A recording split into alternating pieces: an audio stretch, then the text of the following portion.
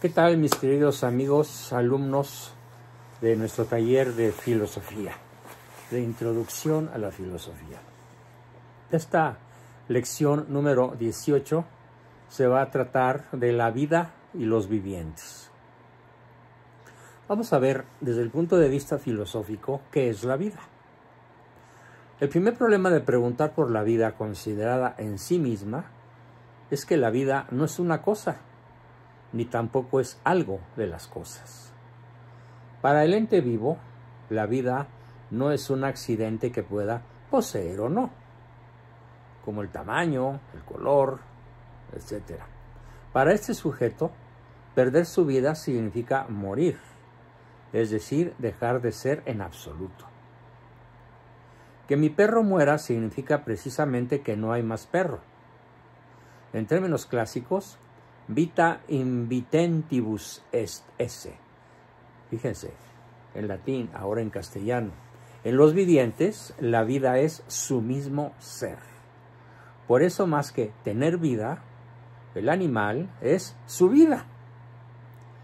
Eso significa que la vida es un grado del ser. Vivir no es una mera propiedad de ciertas cosas que están vivas, sino el particular modo en el que éstas son. Ciertamente vivir es más que solo ser, y una sustancia viva es más que una inanimada. Pero ¿en qué consiste este modo de ser? Una primera aproximación al hecho de la vida es el propio de la experiencia común. Cuando un niño encuentra una araña y quiere saber si está viva, toma un palito y la pincha. Si se mueve, está viva. Si bien incompleta e imperfecta, su respuesta es verdadero. Está vivo aquello que se mueve espontáneamente. El problema es que la experiencia común no tiene modo de discernir entre las cosas que están realmente vivas y otras que, según este mismo criterio, parecerían estarlo, como una licuadora o un computador. Vas a considerar qué pensaría un hombre primitivo al ver un juguete con pilas. Un perrito que se mueve y ladra y se acerca a ti. Las ciencias biológicas, por su parte, siguiendo un modelo eminentemente descriptivo, han identificado una serie de propiedades comunes a todo ente vivo, entre las cuales suelen contarse las siguientes. Primera, la nutrición. Proceso en virtud del cual la sustancia es capaz de asimilar e incorporar la materia de un objeto externo a su propio organismo. Evolución. Proceso vital en virtud del cual transita desde formas de organización menos complejas a formas más complejas y autosuficientes. Autoconservación, es decir, la ordenación de su actividad vital hacia el beneficio y la permanencia de su propio ser, incluyendo mecanismos de autorreparación, en un proceso ininterrumpido de restablecimiento de un equilibrio dinámico que nunca se alcanza de modo definitivo. 4. Bueno, la primera fue nutrición, la segunda evolución, la tercera autoconservación, la 4 es reproducción. Capacidad de comunicar su propia forma, generando nuevos individuos de la misma especie y organización. Esta última parece ser la fundamental y más interesante. Veamos. Un organismo es un todo, compuesto por partes funcionalmente diversas, unidas por la ordenación de su respectiva actividad a un fin común, que es el bien del propio sujeto viviente.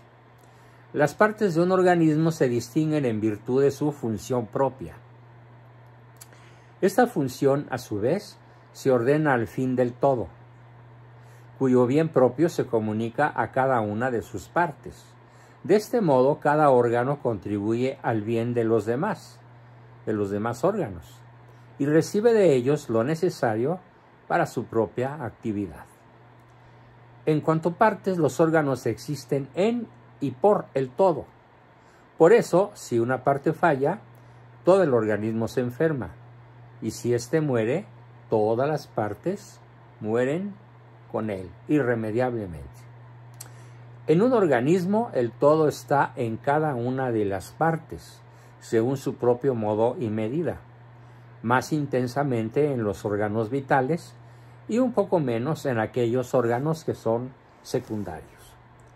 Estas diversas propiedades y todas las demás que se puedan distinguir permiten identificar ahora desde una perspectiva rigurosamente filosófica lo propio de la vida, es decir, lo propio del ente vivo en cuanto vivo.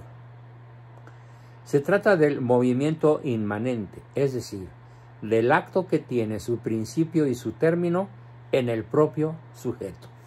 Veámoslo por contraste. El movimiento trascendente o transeúnte es aquel que, comenzando en un sujeto, termina fuera de éste, en otro diverso. Consiste en mover y ser movido, y es propio de toda substancia corpórea. La ciencia que lo explica es la física, y particularmente la mecánica. El movimiento inmanente, en cambio, consiste simplemente en moverse a sí mismo, a uno mismo, es decir, ser principio de la propia actividad. El ente vivo no solo mueve y es movido, sino que sobre todo se mueve. En virtud de este movimiento inmanente, la sustancia se dispone a sí misma respecto de su propia entelequia, que, como hemos visto, es su forma sustancial, pero también la plena y perfecta realización de su ser específico. Por eso las formas más perfectas de movimiento inmanente, como el pensar o el querer, no son movimientos en sentido propio, sino actos segundos que perfeccionan inmediatamente a la substancia. La substancia se conoce por su operación. Conocemos la vida por el movimiento, pero la vida no es movimiento, sino aquella perfección primera capaz de causar un movimiento espontáneo y ordenado. La vida es el modo de ser que causa el movimiento inmanente. Y si la vida es un modo de ser, el principio de la vida deberá ser aquello que da al ser, que da el ser a la substancia corpórea, su forma, a la cual llamamos alma. El alma, veamos ahora el alma del ser vivo. La forma de la substancia viva es aquello que anima sus diversas partes. De ahí el nombre de alma, que significa forma viva, principio vital de la substancia corpórea viva, desde una bacteria hasta nosotros, los seres humanos. Aristóteles enuncia dos definiciones reales de alma, según los dos modos de considerar la composición esencial de la substancia corpórea. En el orden de la composición de materia y forma, el alma es forma del cuerpo organizado. Como vimos, la organización es el peculiar modo de unidad de aquello cuyas partes son funcionalmente diversas. Pues bien, la forma es el principio organizativo, aquello que hace que estas partes tan diversas constituyan una sola cosa. En virtud de la forma, cada una de las partes del organismo está virtualmente, es decir, por su vis o por su fuerza, por su actividad propia, presente en todas las demás. Cuando el animal muere, cuando pierde su forma, las diversas partes, si bien siguen igualmente localizadas, ya no conforman un todo único o un único todo, y por lo tanto se descomponen, es decir, se separan, se corrompen, incluso hasta volverse polvo y confundirse con la tierra. En el orden de la composición de potencia y acto, el alma es el acto primero del cuerpo que tiene la vida en potencia. El primer acto de la substancia es ser. El primer acto de la substancia viva es vivir. Aquello a lo cual actualiza, es decir, a lo cual anima el alma, es un cuerpo que tiene la vida en potencia. Esta potencialidad no significa que hay un cuerpo sin vida cronológicamente anterior a la sustancia viva. No, significa que para que haya vida, la materia debe estar dispuesta de tal modo que sea apta para recibirla y conservarla. Es decir, debe estar organizada. Por eso, quitarle la vida a un animal consiste siempre en destruir partes de su cuerpo en una medida suficiente como para impedir su organización en el todo, haciendo que este cuerpo X sea incapaz de sustentar la vida. Como toda forma, el alma es también principio perfectivo y principio de unidad de la sustancia viva. Y así como la materia es principio de limitación y de composición, la forma viva, por su parte, siendo el modo más perfecto de la forma substancial, es simple e inmaterial en grado eminente. En virtud de estas propiedades, el alma está presente en cada una de las partes de la sustancia viva, ordenando la respectiva actividad del todo, del cual son partes. Esta perfección del alma admite diversos grados, los cuales determinan a su vez los grados de vida, que son al mismo tiempo grados de inmanencia, de perfección, de unidad y de inmaterialidad de la misma sustancia viva. El primero de estos criterios del cual derivan los demás es la inmanencia. Vamos a ver ahora los grados de vida. Lo propio de la vida es el movimiento inmanente, pero la inmanencia admite diversos grados, a partir de los cuales es posible distinguir diversos grados de vida y, por lo tanto, diversos tipos de alma. La cuestión resulta clara a través de una sucesión progresiva de ejemplos. Veamos. Si en el preciso instante en el que usted está leyendo esta línea, la ventana que tiene al lado estallara en pedazos y cayera junto a sus pies una piedra, parece sensato pensar que su reacción espontánea, sea cual sea, no consistirá en increpar a la piedra por interrumpir la lectura o su tranquilidad, aun cuando sin duda alguna fue la piedra la que rompió el vidrio. El problema es que el acto de la piedra, volar y romper el vidrio, no le pertenecen a la piedra, ojo, sino le pertenecen a aquel que la lanzó. Volar y romper el vidrio no le pertenecen a la piedra, sino a aquel que la lanzó. Por lo tanto, a la pregunta ¿quién rompió el vidrio?, parece absurdo contestar la piedra. De modo semejante, si las raíces del plátano oriental de la vereda de enfrente comienzan a romper el pavimento, deberá usted dirigirse a la municipalidad, no al árbol. La diferencia es que esta vez el acto de romper la vereda sí pertenece al árbol, aun cuando el pobre vegetal no podía hacer otra cosa sino crecer, hasta romper la banqueta o invadir la vereda.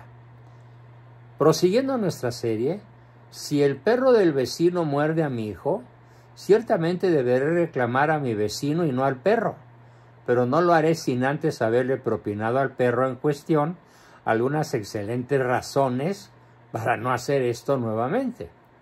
En efecto, morder a un niño es algo que el perro hizo, y no simplemente de algo que le sucedió. Finalmente, si es el vecino quien muerde a mi perro, entonces será él personalmente quien deba responder por el acto y reparar el daño causado. El acto en cuestión es plenamente suyo, existe sola y exclusivamente porque él así lo quiso. Podemos distinguir entonces, en primer lugar, entre actos meramente transeúntes, como el mover y ser movido de la piedra, y actos más o menos inmanentes, que son los actos de los entes vivos. De este modo, un primer grado de inmanencia, propio de la vida vegetativa, consiste en ser principio de los propios actos. El árbol no es crecido, sino que crece desde sí mismo, pero dadas las circunstancias adecuadas, no puede hacer otra cosa más que crecer, es decir, se mueve en cuanto es movido por agentes externos que actúan sobre él. El agua, el sol, el calor, el frío, etc. El segundo grado, propio de la vida sensitiva, consiste en ser principio de los propios actos con conocimiento del fin. Tito Livio se mueve desde sí mismo hacia algo que percibe como conveniente, es decir, como fin, pero se mueve hacia ello de modo necesario, es decir, se mueve porque es movido por un fin. Su acto, por lo tanto, es más propiamente suyo, si bien la moción del fin aún es algo que padece y a lo cual no puede sustraerse. Tito Livio es un perro. Finalmente, el tercer grado consiste en la perfecta inmanencia del acto. El sujeto se mueve sin ser movido. En este caso, el sujeto es principio de sus actos con conocimiento formal del fin, es decir, conoce el fin en cuanto fin.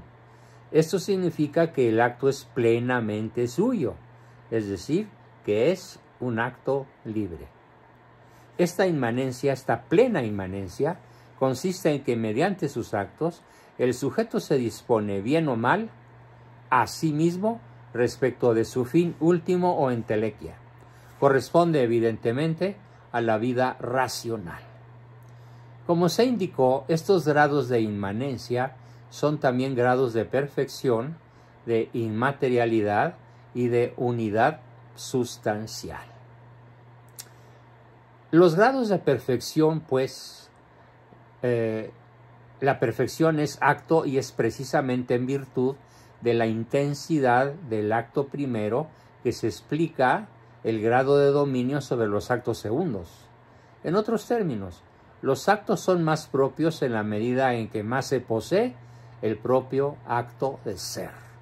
De este modo, el ser del hombre es tanto más suyo que el de una simple piedra, que, mientras el ser de la piedra es algo que a ésta le acontece, el ser del hombre es algo que le exige una respuesta vital, al punto de que en cierta medida el hombre es lo que quiere ser.